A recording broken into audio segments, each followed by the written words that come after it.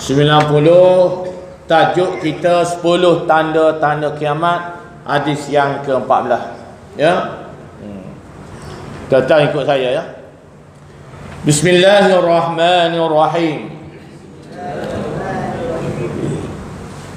Al-Huzaifah bin Asida Al-Ghifari radhiyallahu anhu qala ittala'a an-nabi sallallahu alaihi wasallam wa nahnu natazakaru faqala ma tazakaruna qalu nadhkuru as-sa'ah qala innaha lan taqumu hatta tarawna qablaha 10 ayatin fazakara ad-dukhana wad-dajjala wad-dabbata wa tulu'a asy-syamsi min maghribiha wa nuzula Isa alaihi salam wa ya'juja wa ma'juja wa salasata khusufatin khasbun bil masyriqi wa khasbun bil maghribi wa khasbun bi jazaratil arabi wa akharu zalika narun takhruju minal yamani tatrudun nasa ila mahsyarihi rawahul Muslim. Bismillahirrahmanirrahim. An Huzaifah, daripada Huzaifah bin Asid Al-Ghafiri radhiyallahu anhu qala ittala'an Nabi sallallahu alaihi wasallam, Nabi muncul, Nabi tiba di kalangan kami dan kami sedang berbincang berkenaan dengan suatu perkara. Maka Rasulullah sallallahu alaihi wasallam bersabda, ma tazakaruna, apa yang kamu sedang bincangkan? Qalu, kami menjawab, nazkuru as-sa'ah, kami sedang bincang-bincang tentang hari kiamat. Qala innaha lan taqumu hatta tarawna, maka berkata Nabi sallallahu alaihi wasallam, kiamat ni tidak akan berlaku kecuali apabila sampai 10 tanda-tandanya. Ya, 10 tanda-tandanya yang besar. Kemudian Nabi menjawab, pertama sekali tandanya fazakar ad-dukhan, akan keluar asap. Yang kedua, wad-dajjal, akan keluar dajjal.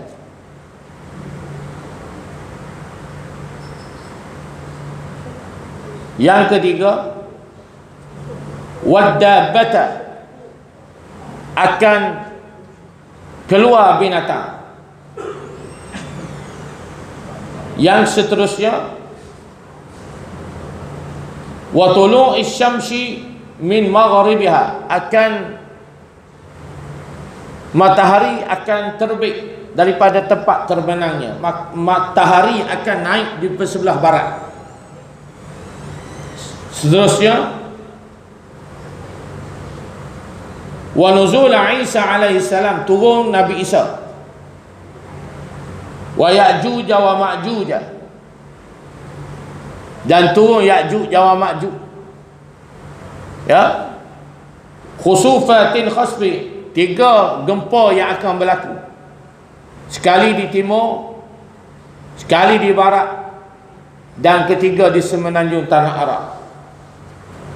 Dan akhir sekali, narun takhruju minal yam, akan keluar api daripada bumi ini, daripada negara Yaman, yang mana menghalau manusia kepada mahsyar. Rasulullah sallallahu alaihi wasallam memberitahu para sahabat berkenaan dengan tanda-tanda yang akan muncul sebelum berlakunya hari kiamat. Maka baginda Rasulullah sallallahu alaihi wasallam menyatakan 10 tanda-tanda. Yang pertama, dukhan. Jadi kiamat ni tuan-tuan dan puan-puan satu malapetaka lah. Jadi nama kiamat ni banyak. Antaranya Yaumul Mahsyar, hari berhimpunnya kita di padang mahsyar. Yaumul Akhirah, hari yang penghabisan hari. Ya. Yaumul Kiamat, hari gempa bumi. Yaumul Qari'ah, hari yang berlaku bertempikan guruh di langit. Ha? Yaumul Munadi, hari dipanggil kita di padang mahsyar. Nada yunadi, dipanggil. Ya? Yaumus Sa'ah, hari yang mana Allah Subhanahu wa taala janjikan bila tiba saat itu berlaku. Yaumul Akhirah, hari yang penghabisan. Kalau kita esok hari apa? Selasa kan? Maka kalau kiamat ni tak ada hari dah, habis. Hari ini Isnin. Alhamdulillah. Hari ni peristiwa bersejarah. Apa? Yang di Pertua Agong telah berkenan melantik menteri-menteri kabinet. Alhamdulillah. Ya, satu sejarah telah tercipta apabila menteri-menteri ini adalah menteri-menteri yang dilantik, yang mana telah disaring oleh SPRM dan PDRM, saring, dituras daripada Suruhanjaya Pencegahan Rasuah dan Polis. Maka tidak ada lagi lah, mudah-mudahan, menteri-menteri yang korups, menteri-menteri yang bahan duit rakyat tu minta lah, tak ada lah. Ya, ada seorang menteri tu bila ditanya, diulak-alik ke mahkamah, bila ditanya duit banyak-banyak ni, dia kata duit ni duit poket dia. Duit poket dia. Tahu berapa duit poket dia? 2 juta duit poket.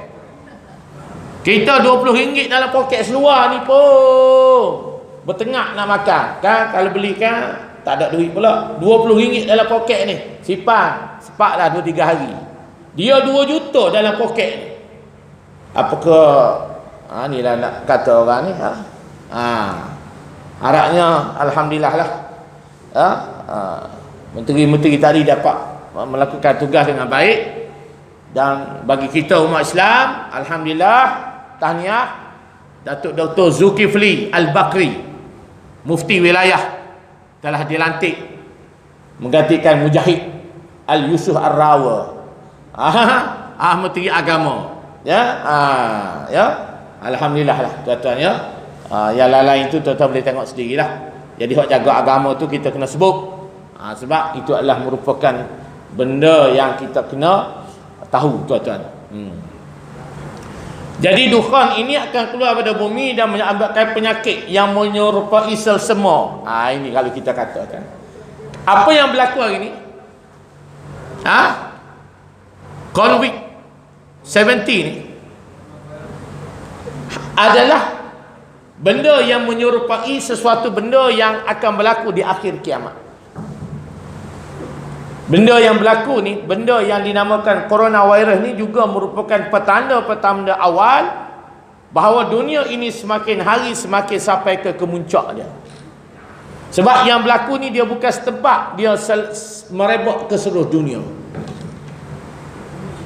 Daripada China pergi ke Korea, pergi ke Jepun, mari ke Singapura, mari ke Malaysia, pergi ke Iran, pergi ke Itali, habis serang dunia ni.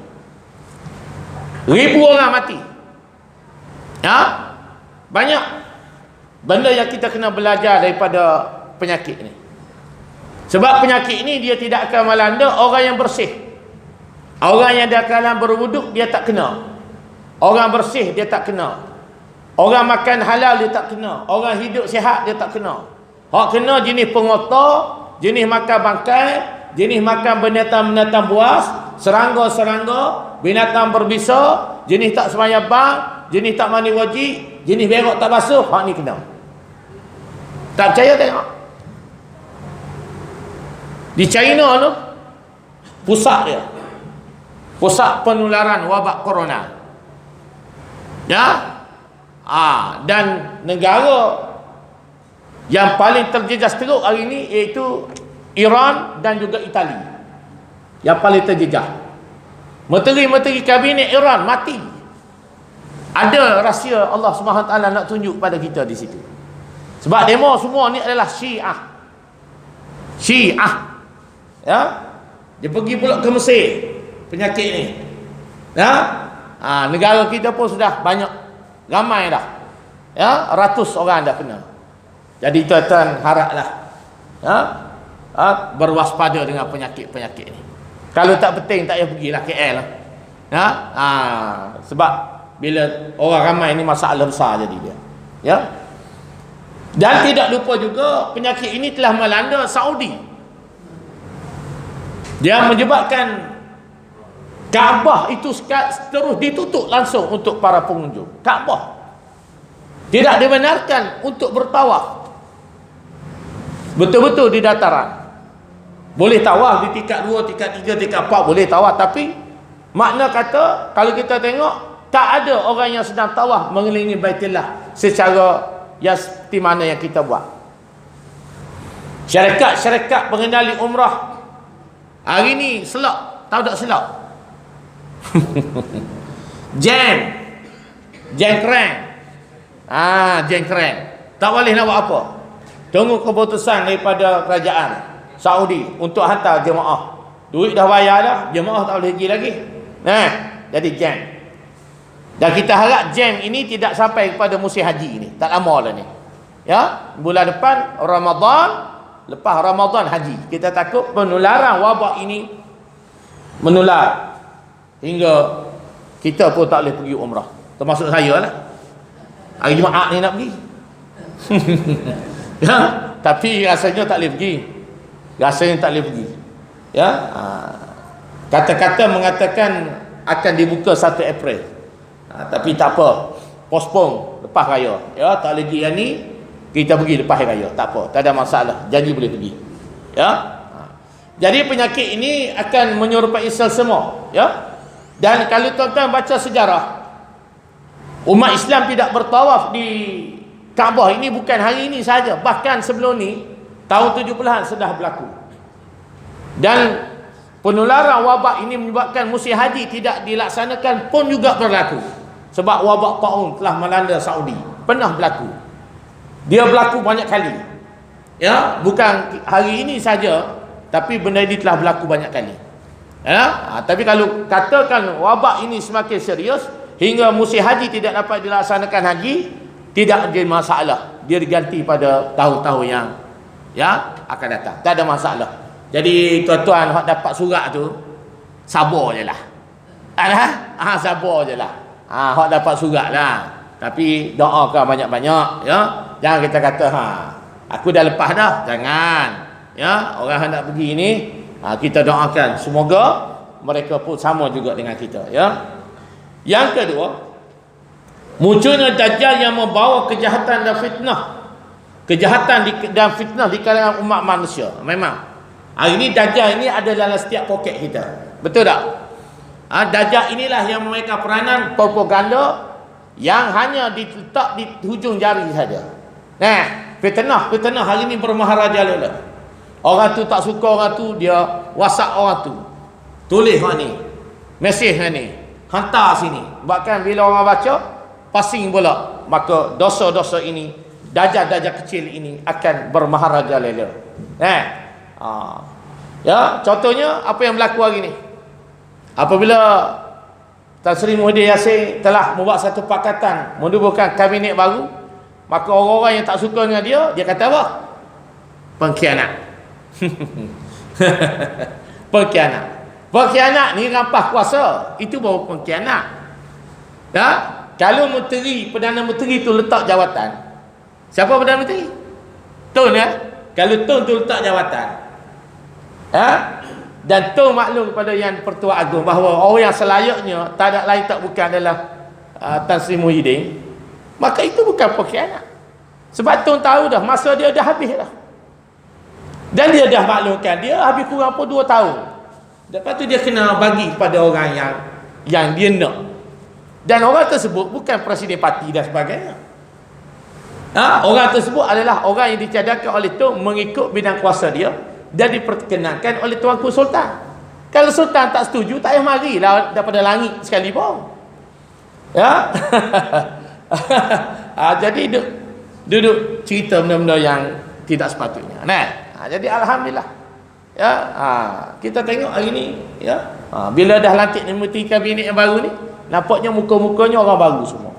Agaknya orang-orang ni alhamdulillah dapat membuat tugas dengan baik, ya. Jadi fitnah kejahatan dan fitnah di kalangan umat manusia ini yang mencabar keimanan manusia terhadap Allah Ta'ala sehingga ramai manusia yang terpedaya dan dengan tipu daya. Betul tak? Hari ni ramai manusia tertipu daya. Betul?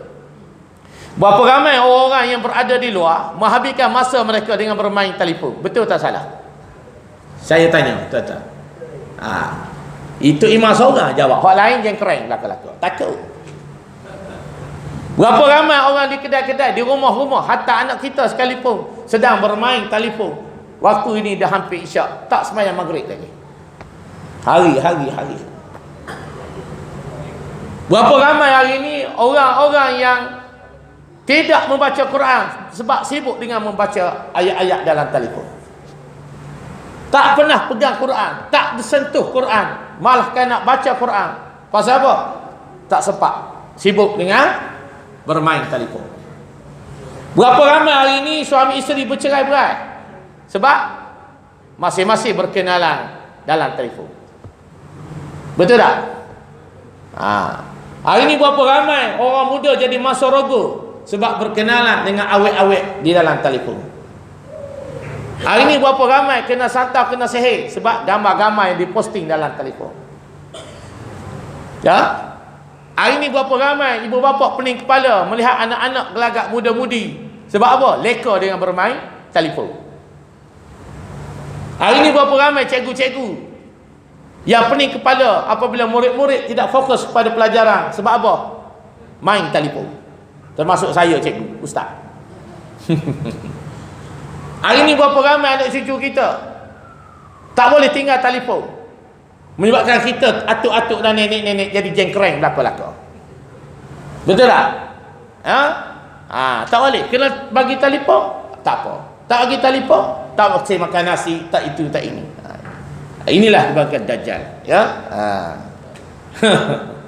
Yang ketiga, keluarnya dabah, binatang besar yang mereka berhampiran Bukit Sofa. Pergi ke Mekah tu, pergilah Bukit Sofa tu tengok macam mana rupa merangkak dia. Tibalah harinya. Kalau betul nak kiamat, boleh tengok macam biawak ke. Ini adalah firman sabdaan Nabi sallallahu alaihi wasallam di Makkahul Mukarramah. Dan boleh berkata-kata memberitahu bahawa manusia tidak lagi beriman pada Allah. Wal iyaz billah. Ya, tuan-tuan dan puan-puan. Yang keempat, matahari akan terbit daripada tempat terbenam, yakni dari sebelah barat. Hari ini kita tengok matahari bergerak mengikut paksinya, ya, terbit pada timur dan terbenam di barat. Akan tiba, ini telah diakui oleh astronaut, oleh pakar-pakar NASA yang buat kajian di ISIS di atas tu. Tuan-tuan, atas langit tu dia ada kerajaan dia buat satu sistem. Dia hantar 6 bulan sekali astronaut duk kaji benda-benda macam ni. Begitu begini. Kita duduk di bumi ni ada orang bekerja atas ni. Yang dipelopori oleh orang Yahudi, yang diketahui oleh NASA itu di Amerika. Depa kaji. Depa kata memang betul. Satu hari matahari ni dia pun pusing, dia tak ikut lagi dia punya Nizamul Kawakib dalam bahasa Arab. Dia panggil sistem suria. Dia akan jadi pening. Masa tu kita duduk di mana? Maka pada saat itu Allah tidak akan menerima lagi iman orang kafir. Orang kafir nak beriman dah. Nak bersyahadah, nak mengakui diri dia seorang Islam. Dan kita yang Melayu yang Islam ni pun nak bertaubat dah pada ketika itu. Tak nak main-main dah. Maka tidak menerima, Allah Subhanahu wa taala tidak menerima taubat daripada orang yang berdosa. Tak ada dah. Katalah kalau nak taubat sekarang, bukan taubat tubuh matahari ni. Kalau taubat sekarang ni Allah Subhanahu wa taala terima. Yang kelima, turunnya Nabi Isa alaihi salam ke bumi. Nabi Isa dia turun dan baginda akan berdamping dibantu oleh Al-Imamul Mahdi bila saat akhirnya kiamat. Jadi kalau ada orang lah mengaku Imam Mahdi, lah ni takut dia pening kepala. Orang Banjar kata minit kepala lah. Nah, kalau orang kata kami ni Imam Mahdi, maka dia orang ni sesat lah. Sebab Imam Mahdi ni pertama sekali adalah keturunan Rasulullah sallallahu alaihi wasallam. Yang mana yang memerintah dunia pada ketika itu.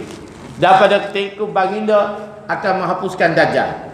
Dia ni lah yang akan berperang menghapuskan Dajjal, memusnahkan Salib dan membunuh Khinzir. Dan keluarga Ya'juj dan Ma'juj. Ini zaman Iskandar Zulkarnain. Dia ada lah ni. Tapi dibenteng oleh benteng tembok yang kukuh. Yang akan membuat kerosakan. Bila dia benteng dia tu runtuh, dia keluar dia. Teruk ni tata. Di permukaan bumi, iaitu apabila mereka berjaya menghancurkan tembok yang dia perlu ada besi yang didirikan oleh Zulkarnain bersama para pembantunya pada suatu masa dahulu. Dia keluar belakang. Zaman-zaman gelap ni. Yang ketujuh, berlaku gempa bumi di sebelah timur. Di sebelah timur ni, sama ada di timur ni, di Asia ni, Asia Tenggara ke, Asia Selatan ke, negara kita ke, semua sekali akan berlaku gempa. Yang demo duduk rawat di hotel, pok-pok yang kena coronavirus ni, kerajaan China ambil satu hotel tempat kuarantin, duduk dalam tu, runtuh hotel tu. Betul. Dia lah sakit, kuarantin dalam hotel, hotel tak diruntuh. Sebab apa? Sebab tak dapat menampung bilangan yang ramai. Tengoklah. Bandar Yuhan dan Hubei, bandar mati, tak ada orang nak keluar, tak ada orang nak itu, semua lagi. Syarikat Samsung buat telefon, tutup. Syarikat kereta Hyundai tutup, spare part tak boleh buat. China tak boleh. Ekonomi dia turun, jatuh. Sebab apa? Antaranya juga kerajaan China telah melakukan kezaliman kepada etnik minoriti, iaitu etnik Uyghur. Hak ni pula ni, hak saya dua ni, hari ni semalam kita jumpa, kita dengar dia pun dah hantar WhatsApp. Umat Islam di India, umat Islam di India dibunuh. Perdana Menteri dia nama apa? Modi. Modi ni dia nak India untuk orang India. India untuk India. Dia tak sedar bahawa tubuhnya kerajaan India itu adalah hasil usaha daripada orang India Islam dan orang India yang India mari. Dia nak India. Jadi pemimpin-pemimpin dia yang kita terima WhatsApp bercakap untuk menghapuskan orang Islam di India. Keluar habis bercakap, naik kereta, aksiden, mampu tengah jalan. Allah SWT tunjuk. Itulah kita. Jangan kita menzalimi sesama kita. Dan kita kena ingat Allah Ta'ala berkata, wa makarullah wallahu khairul makirin. Mereka merancang untuk membunuh orang Islam di India, dan Allah merancang untuk memberikan bala kepada mereka. Wallahu khairul makirin, dan Allah sebaik-baik perancangan. Nak jadi macam China, Allah, dia tak sedar. Kalau Allah Subhanahu Taala ambil coronavirus tu letak pula di India sekarang, mampu habis popok India tu pula. Jangan main-main. Kita sebab dalam sejarah dunia umat Islam yang disiksa, umat Islam yang dianiaya, maka Allah Subhanahu Wa Taala akan tolong, akan bantu. Allah kata, in tansurullaha yansurkum. Bila mu tolong agama Allah, Allah akan tolong kamu. Dalilnya hari ini, tengok. Pemimpin-pemimpin PAS, ini bukan politik ya, diangkat level dia di antara yang tertinggi, itu menteri-menteri kabinet. Dulu duk kutuk, duk hina, PAS ni gini. Hari ini mu tengok sendiri dah. Ni gabungan antara UMNO, Muafakat Nasional, PAS bersatu hari ini boleh duduk semeja. Dulu duduk bercakaran. Mu cakar aku cakar mu. Hak menjadi kuda tunggangan KP, DAP, Parti Amanah, hari ini jengkreng habis. Mana tuan-tuan dia? Mana orang-orang yang menjadi kuda tunggang kepada DAP? Ya, 20 bulan memerintah. Apa DAP buat untuk kita semua? Menteri Agama kena tutup mulut. Menteri Agama terpaksa tutup mulut pasal pimpinan DAP ada di belakang. Berapa banyak aset tabung haji tu, bangunan tabung haji tu. Nasib baik bangunan tabung haji ni tak kena jual. Betul. Kalau depa merintah sikit lagi, saya rasa bangunan tabung haji botol ni kena lelong pasal pokok ni curi duit aset negara, dia jual habis. Ni tuan-tuan. Nantilah. Gua nak lari ke mana? Jangan tuan-tuan. Ya?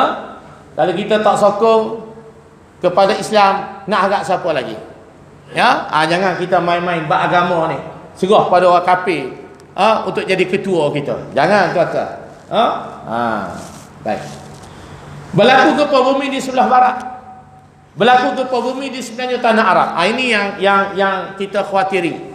Ya, bangunan-bangunan pencakar langit yang dibina di sekeliling Kaabah akan runtuh menjunang menyembah bumi satu hari ini. Hotel-hotel mewah yang kita duduk, Zam-Zam Tower, segala-gala benda hak ada tu hancur lebur. Jadi kita kena berwaspada. Yang terakhir, terbit api yang besar yang marak menyala yang akan menghalau manusia menuju kepada mahsyar. Bila api dah jadi akan dihalau manusia ni, mana manusia akan dibongkarkan daripada kubur mereka dan dihalau kepada mahsyar.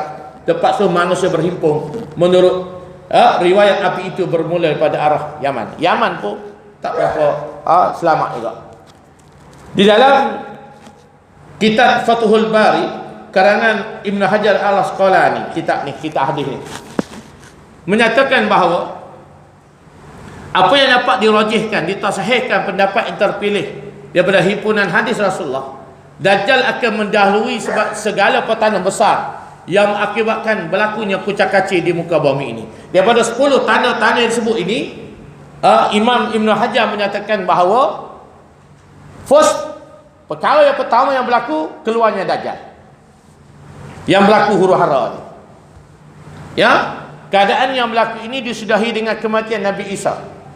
Telah baginda turun pada langit, kemudian matahari pula terbit, dan merupakan perubahan tanda-tanda kiamat yang merosakkan sistem perjalanan alam cakrawala. Jadi bila sistem alam ni dah bertukar, matahari dah berpening dah berpusing, jadi secara tidak langsung planet-planet alam juga akan berpecah, berlanggar sama sendiri, maka hancurlah dunia ni. Dan akhirnya disudahi dengan peristiwa hari kiamat yang amat dahsyat, dan barangkali keluarlah binatang yang disebutkan, dan terjadilah pada matahari terbit pada sebelah barat. Ini di antara hujah yang dibawa oleh Imam Ibn Hajar Al-Asqalani. Baik, habis kesimpulan. Nasib baik pendek malam ni. Ya. Pertama, kepercayaan pada hari kiamat merupakan salah satu daripada bahagian iman. Kita percaya kepada hari kiamat itu sebahagian daripada iman. Tak percaya, kafir. Senang ya? Percaya pada Allah, percaya pada Rasul, percaya pada hari kiamat, percaya kepada malaikat, percaya pada qada dan qadar, percaya kepada Rasul. 6. Salah satu ingkar, kafir. Jadi kalau kita tak duk main betul ke tak ni hari kiamat ni, tak percaya, kafir. Tak percaya pada Nabi, kafir. Tak percaya kepada apa? Qada qadar. Qada qadar Allah tentukan kita ni, umur kita ni, mati hari ni gini qada qadar ni. Kalau kita tak yakin, tak percaya, kafir. Kata apa-apa. Ya, yang wajib diterima dan diyakini oleh setiap orang mengaku beriman pada Allah. Kalau kita mengaku beriman, yakinlah hari yang dinamakan kiamat. Tapi satu benda yang kita kena faham, kiamat yang paling dekat dengan kita ni apa? Jawab. Haji, untuk bersandar. Kiamat yang paling dekat dengan kita apa, Haji?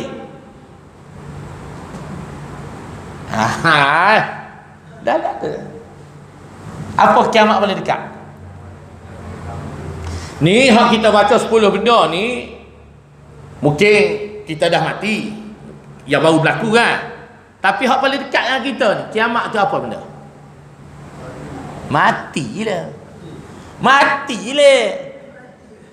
Nak cakap botel tak pandai. Bila berlaku kiamat untuk diri kita sendiri, personal masing-masing.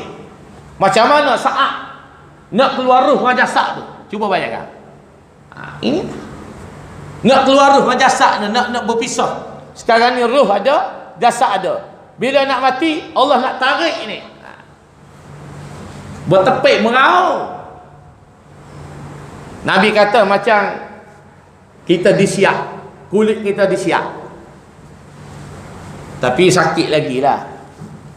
Hingga Rasulullah sallallahu alaihi wasallam menangis. Panas nak mati. Itu Rasulullah, kekasih Allah. Kita ni bukan kekasih Allah. Kan? Bila kita mati, masuk lubang kubur, selesai? Selesai? Tak selesai. Masuk lubang kubur je, orang lari balik 7 langkah berjalan. 1, 2, 3, 4, 5, 6, 7. Start kereta gerung balik rumah. Anak kita, bini kita, pak belakang kita, besan kita. Siapa lagi?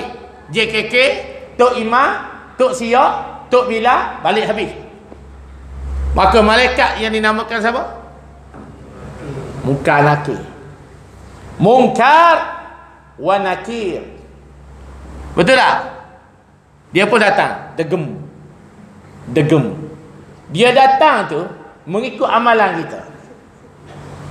Kalau kita ni ahli dunia, tak ingat diri nak mati, dia sekali berjalan tu seperti halalintar membelah bumi. Gemar dia tu. Ni 7 langkah degem.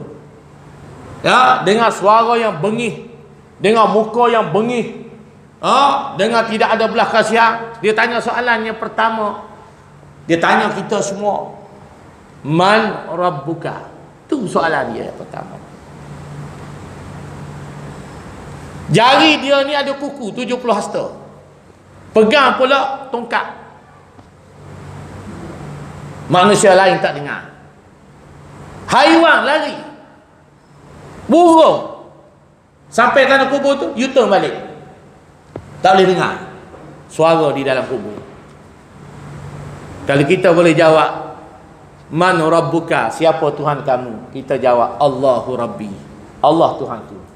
Maka jawapan itu sudah memadai, dan kita akan dibukakan lubang, dia panggil Raudah min Riyadil Jannah, taman daripada taman syurga. Dia tak akan soal.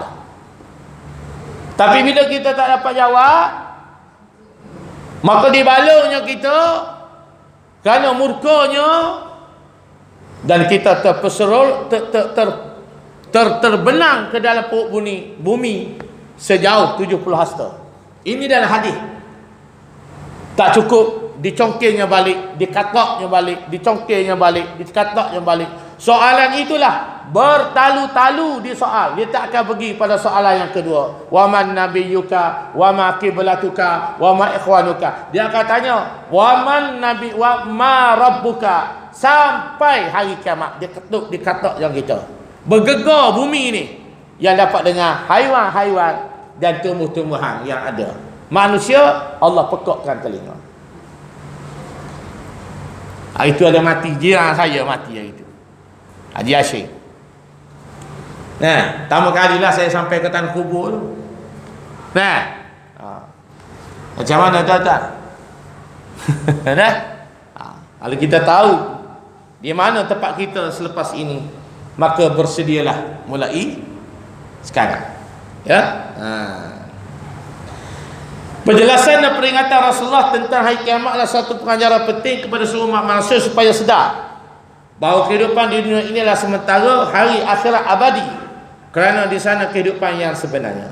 Kegairahan manusia mengejar dunia, pangkat dan harta tidak akan sampai ke penghujungnya, kerana apa yang dikejar akan hancur, musnah bersama kehancuran diri mereka sendiri. Ya, itulah kata. Hari kita mati duduk sorang-sorang. Dan jiran saya tu, isteri dia lah, duduk sorang-sorang. Cik, saya duduk semua sebelah rumah saya. Cik, tak balik rumah anak-anak ke? Tak nak, Ustaz. Duduk rumah sendiri lah. Tak sunyi ke? Sunyi juga, kata. Dulu ada juga orang hak nak cakap lah, ni tak ada dah. Dan nak macam mana? Rumah dia. Kita ni macam tu lah, tak. Walaupun kita ada anak ramai sekalipun, anak kita mewah-mewah, rumah besar-besar, tapi bila matinya suami kita, kita nak duduk juga di rumah kita. Betul tak? Tak sih duduk rumah anak. Biarlah aku duduk di sini. Yalah, kita takut ada apa-apa berlaku. Itu saya kata, ada apa-apa, bagi tahu saya. Itu kita ni adab berjiran. Ya? Takut mana? Tahu ya? Setiap orang beriman hendaklah mempersiapkan dirinya untuk menghadapi berbagai ujian fitnah yang akan timbul pada akhir zaman. Akhir zaman ni zaman fitnah, zaman yang sangat berbahaya. Hanya orang yang beriman sahaja kepada Allah sahaja yang akan selamat dari kemurkaan Allah, sama ada dunia dan juga akhirat. Kita yakin kepada Allah, maka Allah akan angkat kita.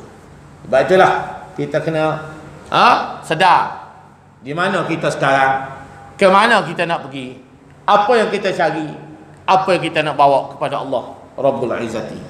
Yang akhirnya, di samping mengambil pengajaran dan daripada peristiwa kiamat besar yang akan berlaku, manusia juga hendaklah mengambil iktibar pada kiamat yang kecil, iaitu kematian yang akan menimpa setiap manusia yang hidup di muka bumi ini. Jadi kena sedarlah, saya sendiri, tuan-tuan, puan-puan, ayah-ayah, mak-mak semua, ya, kawan kita pergi dah, tak alik dah. Kita ni akan pergi. Adik-adik kita, mak ayah kita dah pergi dah. Macam mana nasib mereka di sana? Dan kita pergi ni, biarlah kita bawa amalan yang dapat menebus segala malapetaka yang berlaku dalam lubang kubur. Jadi harapnya, ya, kita sentiasa menghidupkan rumah Allah ini dengan solat berjemaah. Tak ada benda lain dah. Kalau kita nak kabur diri kita dalam lubang kubur, tak ada benda lain.